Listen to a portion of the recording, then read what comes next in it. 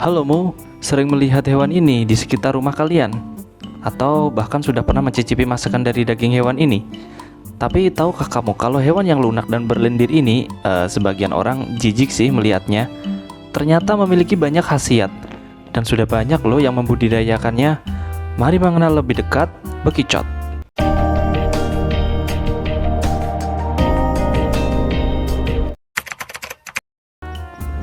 Bekicot adalah sejenis siput yang termasuk dalam kelas Mollusca gastropoda atau hewan dengan tubuh lunak yang memiliki kaki di perut serta memiliki cangkang berbentuk spiral.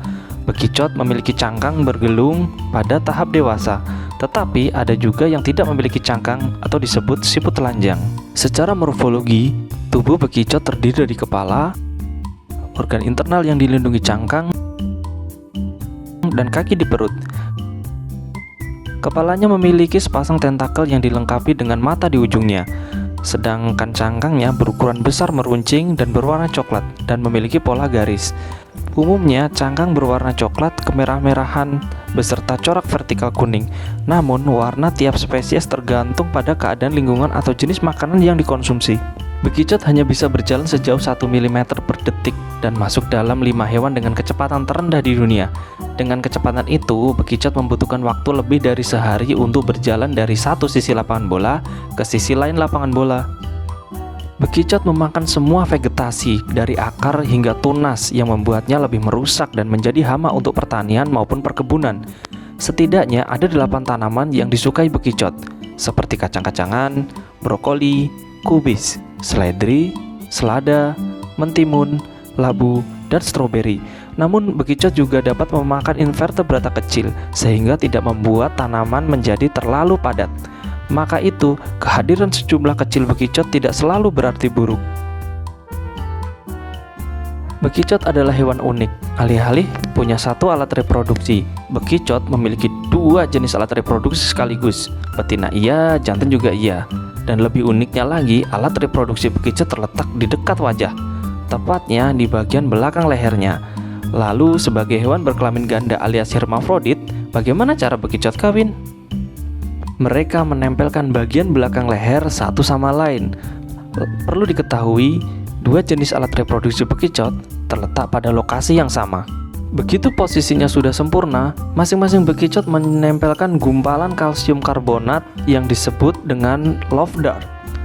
Love dart ini berbentuk seperti sabit, berujung tajam dan tertancap di tubuh masing-masing bekicot. Love dart ditembakkan ketika tubuh pasangan bekicot masih saling menempel.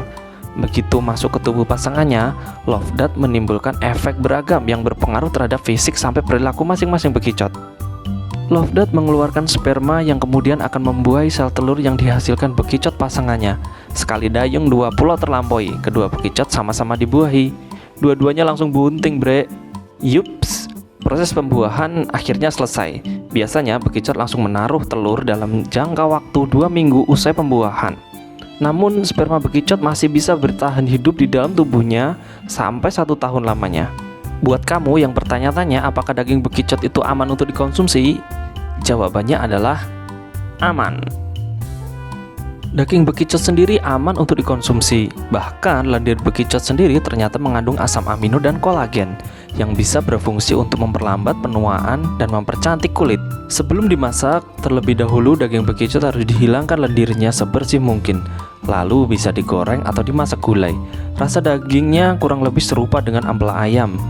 Dalam 100 gram daging bekicot kering mengandung protein sebesar 59,2%, sedangkan pada cangkang mengandung senyawa kitin dan mineral seperti kalsium karbonat. Menurut berbagai sumber, cangkangnya juga bermanfaat sebagai alternatif produksi glukosamin untuk obat nyeri sendi.